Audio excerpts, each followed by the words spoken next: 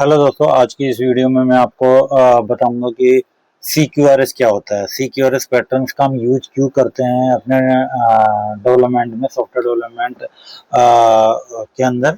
तो basically CQRS patterns एक latest design patterns होता है जो मोस्टली हम यूज करते हैं माइक्रो सर्विस आर्किटेक्चर के साथ, या फिर मान लीजिए हमारी एप्लीकेशन बहुत ही ज़्यादा कॉम्प्लेक्स है, उसमें रीड और राइट के बहुत ज़्यादा ऑपरेशंस है और उसके जो बिजनेस लॉजिक हैं वो काफ़ी कॉम्प्लेक्स टाइप में लिखे हुए हैं। तो उस केस में हम CQRS का यूज करते हैं। तो CQRS बेसिकली है क्या? CQRS अगर आप देख सकते हैं स्लाइड में, CQRS का मतलब होता है कमांड क्वेरी रेस्पॉन्सिबिलिटी सेग्रीगेशन। ठीक है, और ये पावरफुल एक पैटर्न्स होता है जिसके थ्रू हम रीड और राइट के ऑपरेशंस को सेपरेट सेगमेंट में यूज कर सकते हैं। अगर मान लीजिए हमारे पास एक क्लास है, तो ये क्लास को हम एक उसकी जो रेस्पॉन्सिबिलिटी है वो सेट कर सकते हैं कि वो सिर्फ रीड के लिए ही यूज हो सके। ठीक है, दूसरी जो है, अगर हम मॉडल्स बनाते हैं, कोई क्लास बनाते हैं, उसकी रेस्पॉन्सिबिलिटी हम सेट कर सकते हैं कि वो सिर्फ DML ऑपरेशन के लिए यूज है। DML ऑपरेशन में हमारे इंसर्ट, अपडेट या डिलीट ऑपरेशन आते हैं। ठीक है, तो अगर आप ये देखेंगे, CQRS separates the responsibility of handling commands and queries into different components. CQRS architecture pattern mainly focus on separating the way of reading and writing the data. ठीक है, तो इसको हम इसके थ्रू समझते हैं। मान लीजिए पहले जो नॉर्मल हम एप्लीकेशन यूज करते थे विदाउट सिक्योरस पैटर्न के से, सो उस केस में हमारी पहले एपीआई होती थी, वहां से वो कंट्रोलर को एग्जीक्यूट करता था, फिर सर्विस को करता था, और वहां से फिर वो रिपोजिटरी को करता था। ठीक है, तो एक ही मॉडल हर एक के लिए यूज होती थी, इसमें ना गेट, पोस्ट, पुट, डिलीट या पैच सभी के लिए यूज करते थे। बट CQRS पैटर्न्स के अंदर हम कमांड को यूज करते हैं, क्वेरी को यूज करते हैं, और कमांड हैंडलर को यूज करते हैं। ये कमांड हैंडलर सबसे मेन इंपॉर्टेंट होता है। जब मैं इसका डेमो दिखाऊंगा आपको तो उसमें आपको पूरा क्लियर हो जाएगा। तो कमांड बेसिकली क्या होता है कि इंस्ट्रक्शंस होता है जिसके थ्रू हम अपने एंटिटी के लिए इंस्ट्रक्शन सेट कर सकते हैं कि उस पे कौन सा ऑपरेशन होना है। ठीक है, इंसर्ट ऑपरेशन होना है या फिर रीड ऑपरेशन होना है। तो बेसिकली हम जो DML ऑपरेशंस के लिए कमांड क्रिएट करते हैं, कमांड क्लासेज क्रिएट करते हैं, और जो रीड ऑपरेशंस के लिए हम क्वेरी को यूज करते हैं। ठीक है, और कमांड हैंडलर यूज करते हैं कि जब भी हमारे एप्लीकेशंस के अंदर कमांड के लिए रिक्वेस्ट आए तो उसके अकॉर्डिंग एक कमांड हैंडलर एग्जीक्यूट हो। ठीक है, और अगर क्वेरी के लिए रिक्वेस्ट आती है, मान लीजिए रीड ऑपरेशंस के लिए रिक्वेस्ट आती है, तो उसके लिए भी हमारा क्वेरी हैंडलर, एक कमांड हैंडलर होता है और एक क्वेरी हैंडलर होता है। ठीक है, कमांड के लिए कमांड हैंडलर एग्जीक्यूट होता है, क्वेरी के लिए क्वेरी हैंडलर यूज होता है। तो हैंडलर बेसिकली क्या होता है कि आपके रिक्वेस्ट को जो प्रोसेस करे। ठीक है, तो उसके लिए हम इन सभी हैंडलर का यूज करते हैं। और एक होता है इवेंट हैंडलर।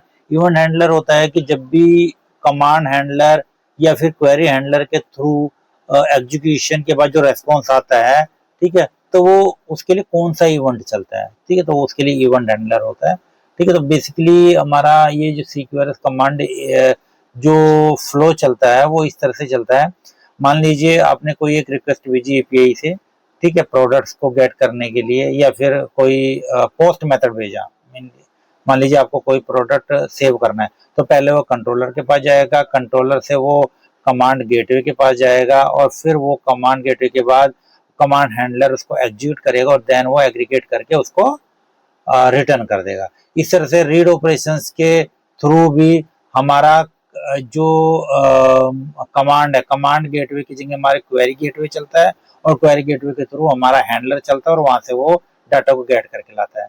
ठीक है, तो बेसिकली CQRS पैटर्न हम यूज करते हैं उसी केस में ही जब हमारी एप्लीकेशन काफी कॉम्प्लेक्स हो और उसमें बहुत सारे रीड या राइट ऑपरेशंस हो, और हम माइक्रो सर्विस आर्किटेक्चर का यूज कर रहे हैं जिसके अंदर हमारी अलग अलग सर्विसेज होती है। मान लीजिए एक प्रोडक्ट सर्विसेज हो गई, एक हमारी पेमेंट सर्विसेज हो गई, एक होगी हमारी ऑर्डर सर्विसेज। तो उन सभी के लिए ही हम CQRS पैटर्न का यूज करते हैं जिससे कि हमारे जो राइट और रीड ऑपरेशन है वो सेपरेटली चल सके।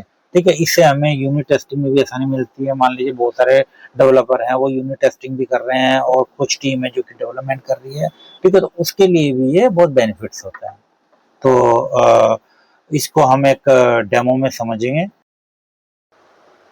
तो दोस्तों ये मेरी एक डॉटनेट कोर एपीआई है जो कि सैम्पल प्रोजेक्ट है। इसके अंदर मैं आपको CQRS का डेमो बताऊंगा कि किस तरह से हम CQRS को इम्प्लीमेंट कर सकते हैं अपनी एप्लीकेशन के अंदर। तो इसके अंदर 3 लेयर में प्रोजेक्ट है, मतलब ये सैम्पल प्रोजेक्ट ही है। इसके अंदर एक एपीआई है, ये मेरी डाटा लेयर है और एक सर्विस है, ठीक है।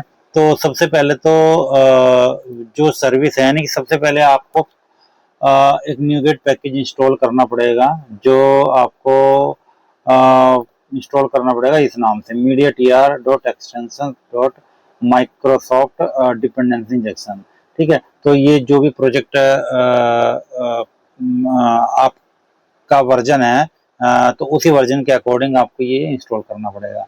तो जब आप इसको इंस्टॉल कर लेते हैं तो उसके बाद सबसे पहले आपको कमांड और क्वेरी, मतलब कमांड मीन्स कि जो आपको डीएमएल ऑपरेशन के लिए, यानी कि इंसर्ट, अपडेट या डिलीट के लिए जो भी ऑपरेशन करना है वो सब आप कमांड के अंदर रखोगे, और जो भी आपको रीड ऑपरेशन करने हैं वो आप क्वेरी के ऊपर रखोगे, जो क्वेरी है, ठीक है। तो और उसके बाद उसी के अकॉर्डिंग आपको हैंडलर बनाने पड़ेंगे। तो हैंडलर का मैंने अलग से एक फोल्डर बना रखा है जिसके अंदर कमांड हैंडलर और क्वेरी हैंडलर। तो पहले हम स्टार्ट करते हैं क्वेरी से। तो आप एक फोल्डर बनाना है आपको, और इस क्वेरी के अंदर आपको कोई भी क्लास बनानी है, उस क्लास का नाम दे देना है, स्टूडेंट रजिस्ट्रेशन क्वेरी है, जो भी आपका नाम है वो आप दे सकते हो। अब इसके अंदर मुझे क्वेरी में 2 ऑपरेशन चाहिए। एक तो मुझे सारे स्टूडेंट्स की डिटेल चाहिए, और दूसरा मुझे आईडी के बेस पे स्टूडेंट का डाटा चाहिए। तो मैं इसके अंदर 2 फंक्शन बना लूंगा। पहला मैंने बनाया gate all student details query, और इसके अंदर अगर आप ये देखोगे आई रिक्वेस्ट, तो आई रिक्वेस्ट ये CQRS का एक इनबिल्ट ऑब्जेक्ट होता है जिसको आप यहाँ से इम्प्लीमेंट कर सकते हो, लेकिन ये आपको तभी मिलेगा जब आप ये न्यूगेट पैकेज को इंस्टॉल कर लोगे, ठीक है, क्योंकि ये न्यूगेट पैकेज आपको इंस्टॉल करना मैंडेटरी होता है CQRS के लिए। एक तो CQRS, और सेकंड थिंग MediaTR.extend। आप MediaTR का मैं मतलब समझता हूँ। MediaTR क्या होता है कि जिसके थ्रू आप डायरेक्टली कमांड या क्वेरी को फैच ना करके MediaTR के थ्रू, मतलब MediaTR एक आप कह सकते हो एक इंटरमीडिएट टूल्स होता है जिसके थ्रू आप यहाँ से अपने रिक्वेस्ट को सेंड कर सकते हो कंट्रोलर के थ्रू। ये यहाँ पर आई मीडिएटर डॉट सेंड, तो इसके अंदर एक सेंड मेथड होता है जो डायरेक्टली आपकी इस क्वेरी को हिट करता है, और उस क्वेरी या कमांड को हिट करने के बाद जो भी ऑपरेशन होता है उसका रेस्पॉन्स यहाँ पर लेकर आता है, ठीक है। तो उसके लिए आपको बार बार इस क्वेरी या कमांड का इंस्टेंस यहाँ क्रिएट नहीं करना पड़ेगा। ये एक बार आई मीडिएटर को इंजेक्ट कर लोगे आप कंस्ट्रक्टर के अंदर, तो यहाँ से आप सारे ऑपरेशन कर सकते हो। बस ओनली आपको सेंड मेथड का ही यूज करना पड़ता है, ठीक है। तो मैं एक ही करके आपको दिखाता हूँ 1 बाय 1 कैसे करेंगे। तो सबसे पहले आपको जाना है कमांड में, ठीक है। इस कमांड के अंदर मैंने 3 मेथड बना लिए हैं, एक क्रिएट स्टूडेंट कमांड, दूसरा अपडेट स्टूडेंट कमांड, और तीसरा डिलीट स्टूडेंट कमांड। पहले वाले क्रिएट के अंदर आपको आपकी रिक्वेस्ट है कि जो भी आप डाटा सेव करना चाहते हो, ठीक है, उसके लिए एक मॉडल्स है, जो कि मॉडल्स आपको क्रिएट करनी है। ये मॉडल्स हैं, ठीक है। जो जो भी आपको पैरामीटर चाहिए वो आप यहाँ पर डाल सकते हो। और उसके बाद ये आई रिक्वेस्ट ये कमांड और क्वेरी के अंदर, दोनों के अंदर आई रिक्वेस्ट आपको डालना ही पड़ेगा, क्योंकि ये CQRS का टूल्स है। मीन कि आई रिक्वेस्ट मतलब आपको किस फॉर्मेट में रिजल्ट रिटर्न करना है, मतलब जो आपके पास रेस्पॉन्स आएगा किस फॉर्मेट में आएगा। तो मैं चाहता हूँ कि जब मेरा ये डिटेल सेव हो तो वहां से सिर्फ मेरे एक बुलियन वेरिएबल्स है जिसके अंदर ये आए कि वो ट्रू है या फॉल्स है, यानी कि अपडेट हुआ है, सो ये से हुआ या नहीं हुआ। इसी तरह से अपडेट वाले फंक्शंस के अंदर भी आपको वही सेम रिक्वेस्ट पूरी डालनी है, और यहाँ पर कि किस मतलब आपका जो रिकॉर्ड था वो अपडेट हुआ है या नहीं हुआ है। इस तरह से डिलीट वाले केस में भी।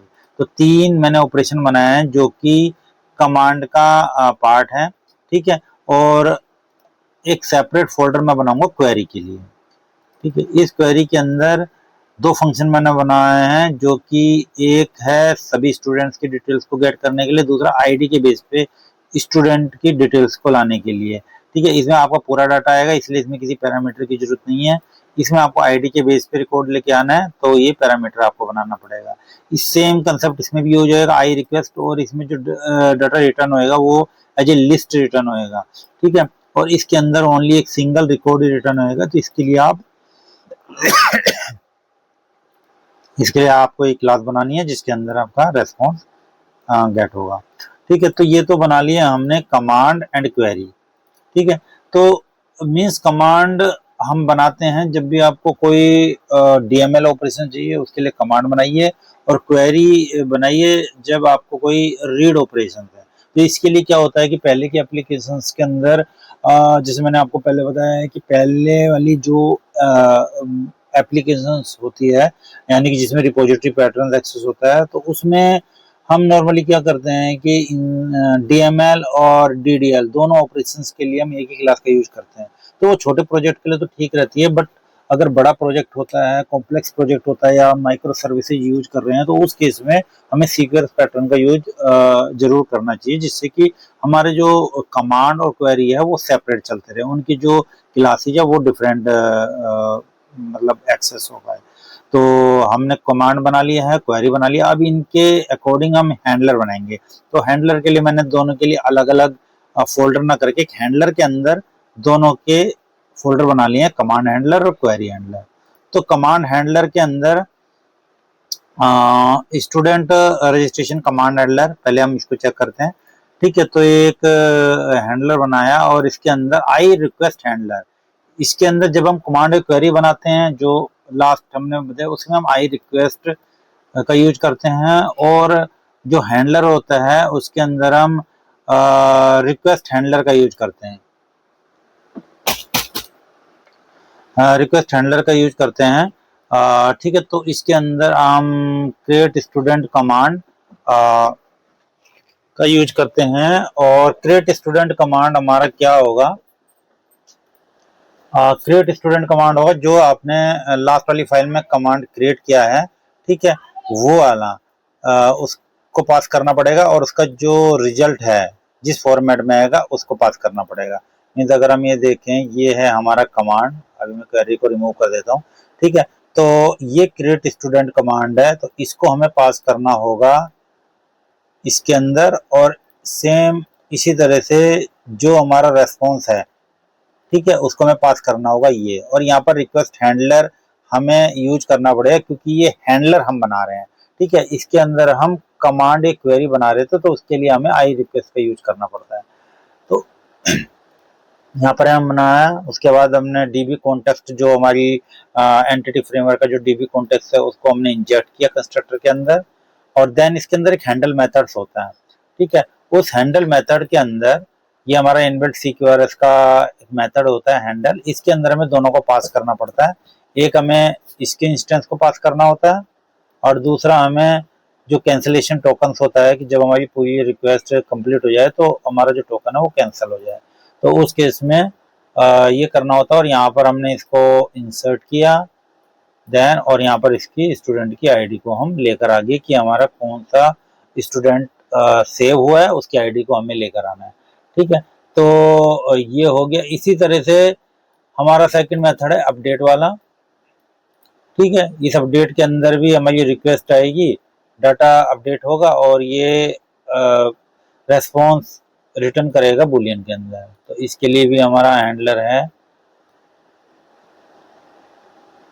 ये वाला, इसके लिए भी हम अलग हैंडलर बनाएंगे। तो ये हम अलग अलग क्लास के अंदर भी, इन सब के लिए हम अलग अलग क्लास ही बना सकते थे, मतलब इसके लिए क्रिएट स्टूडेंट हैंडलर के लिए अलग क्लास, ठीक है, इसके लिए हम अलग क्लास, लेकिन ज्यादा लेंथी ना, इसलिए मैंने एक ही फाइल के अंदर तीनों क्लास को मैंने डाल दिया। अगर आप ये देखोगे, इन तीनों को मैंने एक के अंदर ही डाल दिया,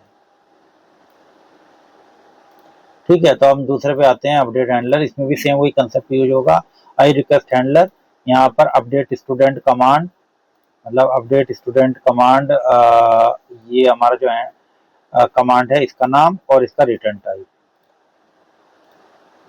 टाइप, यहाँ पर भी डीबी कॉन्टेक्ट यूज होगा, ठीक है। और यहाँ पर भी सेम वही अपडेट स्टूडेंट कमांड का जो ऑब्जेक्ट है वो हम क्रिएट करेंगे, जो रिक्वेस्ट हमारे पास आ रही है, ठीक है। और यहाँ पर हम पहले चेक करेंगे कि ये हमारे जो ईआरपी स्टूडेंट रजिस्ट्रेशन, ये हमारी टेबल से एंटिटी है, उस एंटिटी के अंदर क्या ये आईडी एग्जिस्ट करती है या नहीं करती है, ठीक है। एग्जिस्ट करती है तो देन इसको अपडेट करें, और अपडेट करने के बाद इसको रिटर्न ट्रू कर दे, ठीक है। इसी तरह से डिलीट, डिलीट में भी अगर आप देखोगे तो डिलीट के अंदर हम आईडी पैरामीटर के बेस पे मुझे डाटा को पहले रिटर्न करना है, फिर उसको रिमूव करना, और रिमूव अगर हो जाता है तो फिर उसको ट्रू या फॉल्स रिटर्न करना है, ठीक है। तो वही चीज हमने यहाँ पर करी, इसमें भी आई रिक्वेस्ट हैंडलर, इसमें उस कमांड का नाम और उसका रिटर्न टाइप, और देन यहाँ पर हम वही पास करेंगे। तो हैंडल जो मेथड्स है, ये हैंडल हमारा प्री डिफाइंड मेथड्स है, जो कि CQRS लाइब्रेरी के अंदर एग्जिस्ट करता है। तो ये इसको हमें ओवरराइड करना पड़ेगा, इसको हमें यूज करना ही पड़ेगा हैंडल के अंदर, ठीक है। तो और इसके अंदर हम इसको डाटा को गेट कर लेंगे और यहाँ पर रिटर्न कर देंगे। तो ये तो हो गया हमारा कमांड क्वेरी, ये कमांड हो गया, ये क्वेरी हो गया, और ये हमारे हैंडलर हो गए, ठीक है। अब हमें इसको अपने कंट्रोलर के अंदर कैसे यूज करना है ये मैं आपको बताता हूँ। हमने कंट्रोलर बनाया स्टूडेंट कंट्रोलर, इसके अंदर सबसे पहले आपको जो आई इमीडिएट ईयर, इसको हमें रीड ओनली इसका ऑब्जेक्ट क्रिएट करना होगा, और इसको हमें इंजेक्ट करना होगा, डिपेंडेंसी इंजेक्शन के थ्रू हमें इसको इंजेक्ट करना होगा यहाँ पर। तो यहाँ इसको इंस्टेंस मिल जाएगा, यहाँ पर सिर्फ आपको इस मीडिएट ईआर के थ्रू सेंड मेथड का यूज करना है। अब मान लीजिए आपको सारे स्टूडेंट का रिकॉर्ड गेट करना है, ठीक है। तो हम जो हमारी क्वेरी है, उस क्वेरी को हम यहाँ पर पास करेंगे, ठीक है। और मीडिएट ईआर उसको सेंड करेगा, उस रिक्वेस्ट को प्रोसेस करेगा सेंड मेथड के थ्रू, ठीक है। यहाँ से फिर वो क्वेरी के पास जाएगा, जब यहाँ से हम इसको सेंड करेंगे, ठीक है, तो ये इसके पास जाएगा, क्वेरी के पास जाएगा, और क्वेरी के पास जाने के बाद जो हैंडलर है वो हमारा एग्जीक्यूट होगा, और हैंडलर किस बेस पे एग्जीक्यूट होगा, जो आपने क्वेरी बनाई है। अब इस क्वेरी का जो रेफरेंस है वो इस हैंडलर के अंदर है।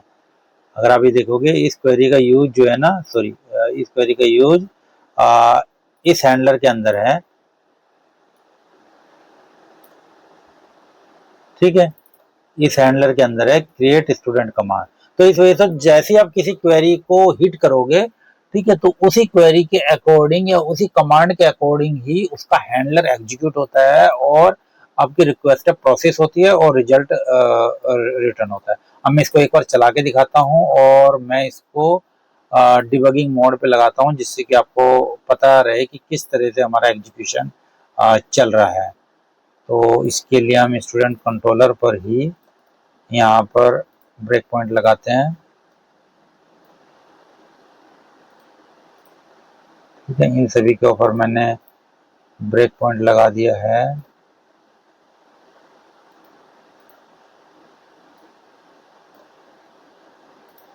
ठीक है। अब मैं इसको रन करता हूँ।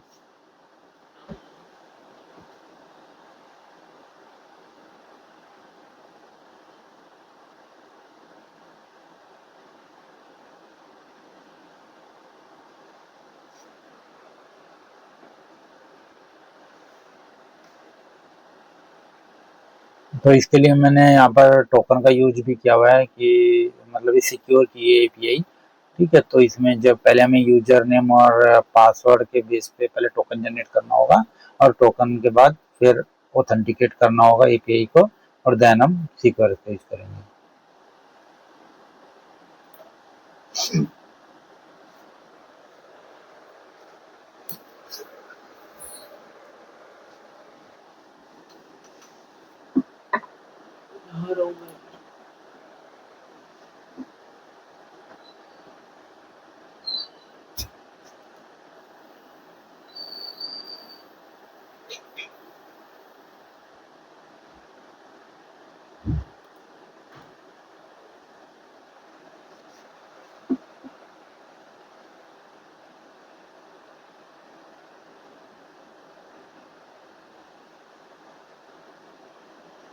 ये एपीआई हमारी रन हो गई है।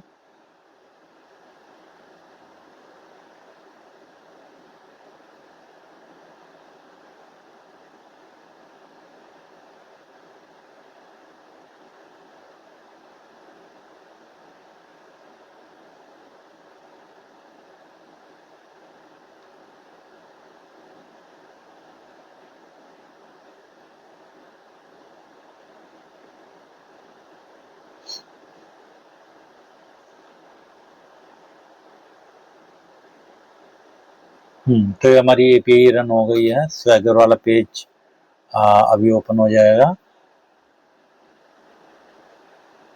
ठीक है, ये ओपन हो गया है। अब इसमें सबसे पहले हमें लॉगिन करना होगा। यहाँ पर मुझे टोकन जनरेट करने के लिए पहले अपने यूजर नेम और पासवर्ड डालना पड़ेगा, जो मैं डाल देता हूँ अभी, एडमिन एडमिन 123।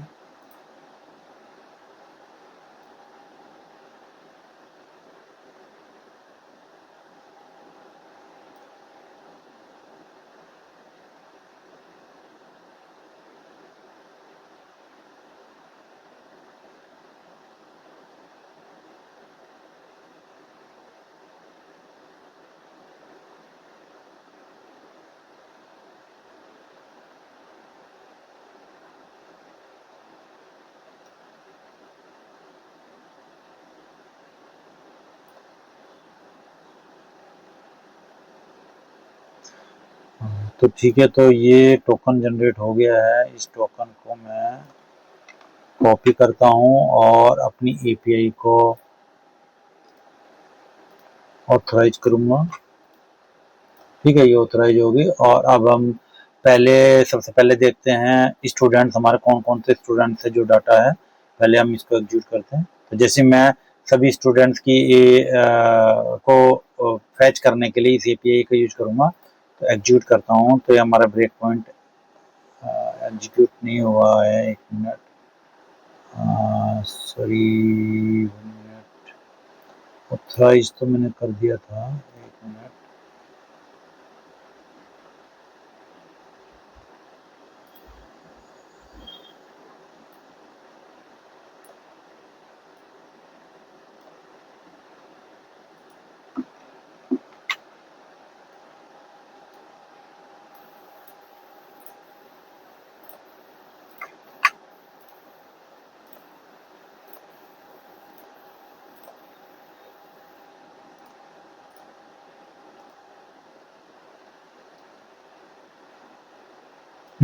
तो ये हमारा एग्जीक्यूट हुआ, ये वाला मेथड। ठीक है। तो एक्चुअली वो टोकन सही से कॉपी नहीं होता, तो इस वजह से वो ऑथेंटिकेट नहीं हुआ। तो मैंने दोबारा से टोकन डाला, तो वो ऑथेंटिकेट हो गया। तो इसमें क्या है कि सबसे पहले मैंने get student, get all student, मतलब मुझे सारे स्टूडेंट की डिटेल को गेट करना है। तो मैंने हिट किया। तो ये सबसे पहले आई मीडिएटर, ठीक है, इसका ऑब्जेक्ट क्रिएट हुआ, ये इंजेक्ट हुआ यहाँ पर। ठीक है, इसका इंस्टेंस क्रिएट हुआ और यहाँ पर ये क्या करेगा, सेंड करेगा और इस क्वेरी को प्रोसेस करेगा। Gate all student query. अब मैं F11 करता हूँ।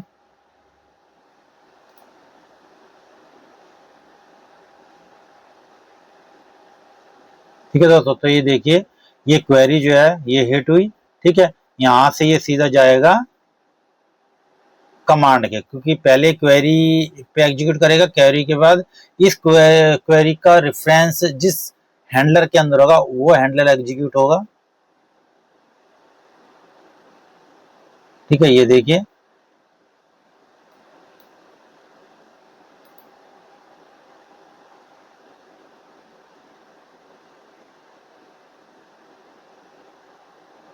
ये देखिए, यहाँ पर सबसे पहले एक कनेक्शन स्ट्रिंग को गेट करेगा। ठीक है, जो इसको कनेक्शन स्ट्रिंग मिल रहा है डीबी कॉन्टेक्स्ट को।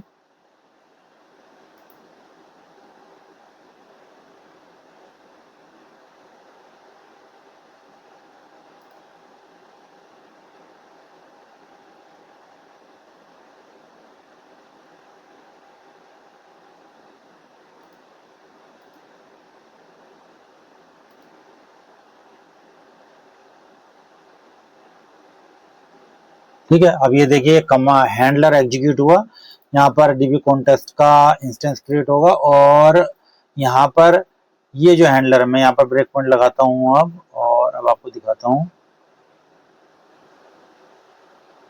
ठीक है, अब आप यहाँ देखिए रिक्वेस्ट में क्या है, ये रिक्वेस्ट में मेरी पूरी रिक्वेस्ट आई है।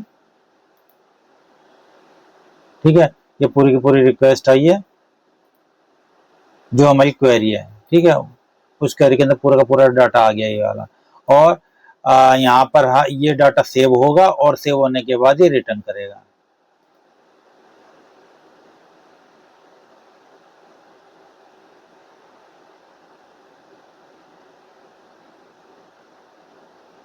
सॉरी, सेव नहीं होगा, ये डाटा रिटर्न करेगा क्योंकि ये हमारा रिटर्न वाली सॉरी क्वेरी है, ना कि कमांड है। ठीक है, ये पूरा का पूरा डाटा रिटर्न हो गया। तो इसी तरीके से जब भी हम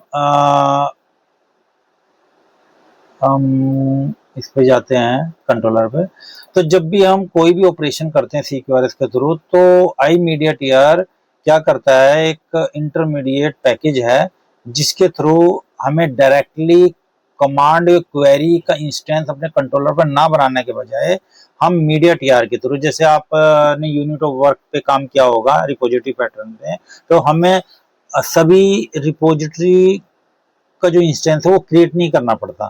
ठीक है, अगर हम यूनिट ऑफ वर्क का यूज करते हैं, यूनिट ऑफ वर्क के थ्रू हम सभी रिपोजिटरी को एक ही जगह पर एक्सेस करके सिर्फ हमें यूनिट ऑफ वर्क का ही यहाँ पर इंस्टेंस क्रिएट करना पड़ता है, उसी के थ्रू हम सभी रिपोजिटरी को एक्सेस करते हैं। इसी के थ्रू मीडिया टीआर भी सेम इसी तरह से यूज होता है। इसमें भी हम कमांड और क्वेरी को यूज कर सकते हैं, और कमांड और क्वेरी का यूज करने के बाद सीधा हैंडलर एग्जीक्यूट होता है और वहां से रेस्पॉन्स गेट होता है। तो इससे हमारा बेनिफिट ये होता है कि अगर मान लीजिए हमारी अलग अलग टीम है जो कि रीड ऑपरेशंस पे काम कर रही है, और अलग टीम है जो कि डीएमएल यानी कि इंसर्ट, अपडेट और डिलीट इस तरह के ऑपरेशन पे काम कर रही है, तो दोनों के लिए अलग अलग मॉडल्स यूज हो जाती है, जिससे कि यूनिट टेस्टिंग में भी उनको काफी हेल्प मिलती है। ठीक है, तो इसी तरह से अगर हम यहाँ देखें आईडी के बेस पे स्टूडेंट के डाटा को रिटर्न करना है, तो ये सेंड करेगा फिर से, और यहाँ पर आईडी पास होगी। इस तरह से जब हम स्टूडेंट को क्रिएट करेंगे, ठीक है, तो यहाँ पर हमें जो कमांड है उसका ऑब्जेक्ट क्रिएट करना पड़ेगा, यानी कि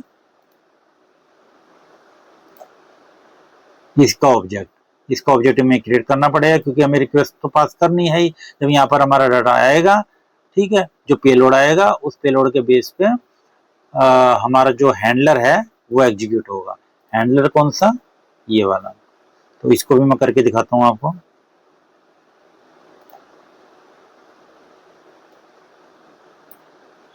हम जाते हैं पोस्ट पे, यहाँ पर हम कुछ भी डाल देते हैं।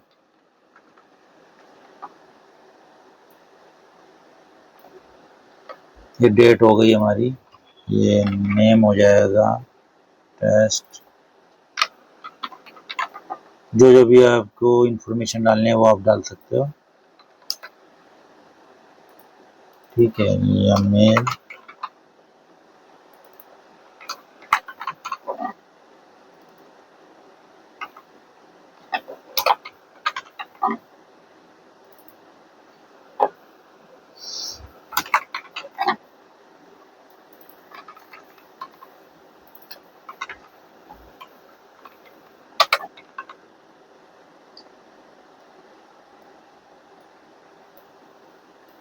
जो भी डिटेल आपको डालनी है वो आप डाल सकते हो। मैं एक बार सारी डिटेल डाल देता हूँ।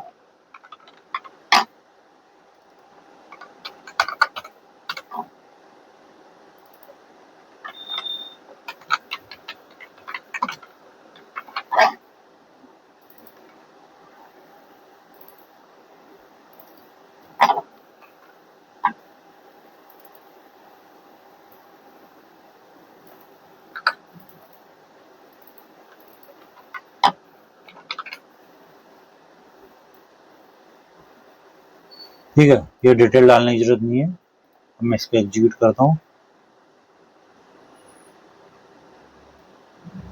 ठीक है, तो ये देखिए यहाँ पर अब क्या है, क्रिएट स्टूडेंट, ठीक है। मतलब ये वाला एपीआई कॉल हुई और इसके अंदर जो हमारा पैरामीटर थे क्रिएट स्टूडेंट कमांड, ठीक है, इसके अंदर हम देखेंगे पूरा का पूरा रिकॉर्ड सब आएगा। यहाँ से इमीडिएट यार इसको सेंड करेगा, ठीक है, ठीक है। ये इसने इसको वहीं वहीं सेंड करेगा उस जगह पर ही। मैं इसको यहीं ब्रेक पॉइंट लगा देता हूँ यहाँ पर, ठीक है। ये देखिए यहाँ पर आया, तो यहाँ पर रिक्वेस्ट आई। तो अब आप ये देखिए कि जब भी हम किसी भी क्वेरी को यूज करते हैं, ठीक है, जब भी हम किसी क्वेरी का यानी कोई भी डाटा में गेट करना होता है, तो हमारा पहला एग्जीक्यूशन होता है इस पर क्वेरी पर, ठीक है, और उस क्वेरी से फिर वो उसका हैंडलर एग्जीक्यूट होता है। सेम अगर आपने क्वेरी का रेफरेंस इस हैंडलर के अंदर डाल रखा है तो वो हैंडलर यूज होगा और उसके वजह से वो डाटा सेव होएगा, जो भी ऑपरेशन होना है वो होगा और उसके बाद डाटा रिटर्न हो जाएगा, ठीक है। तो इससे हमारे दोनों पार्ट्स है वो सेपरेट चलते हैं, गेट ऑपरेशंस और डीएमएल ऑपरेशंस। तो आई थिंक आपको ये कंसेप्ट क्लियर हो गया होगा। बट इसके लिए आपको मतलब एक जरूरी चीज है कि सब आपको एक पैकेज इंस्टॉल जरूर करने पड़ेंगे, वो भी दोनों ही केस में, एपीआई लेवल पर भी, एपीआई लेयर में भी, और जो आपकी जो क्लास लाइब्रेरी है जो जिसमें आपने बिजनेस लॉजिक लिखा हुआ है, जहाँ आप कमांड क्वेरी वगैरह सब बनाते हो, तो उसके अंदर भी। और उस पैकेज का नाम है यही जो मैंने आपको पहले बताया स्टार्टिंग में, ये वाला media TR extension dot Microsoft dependency injection, ठीक है। और इसके साथ एक CQRS पैटर्न्स का भी आपको लाइब्रेरी इंस्टॉल करनी पड़ेगी, ठीक है। तो देखिए ये इंस्टॉल हो गया होगा, सॉरी, हाँ ये सेव हो गया और सेव होने के बाद इसने आईडी भी रिटर्न कर दी, ठीक है। तो दोस्तों इस CQRS पैटर्न्स के अंदर इतना ही। तो आई थिंक आपको क्लियर हो गया होगा। अगर आपको वीडियो पसंद आई हो तो आप प्लीज़ सब्सक्राइब और शेयर कर सकते हैं। Thank you.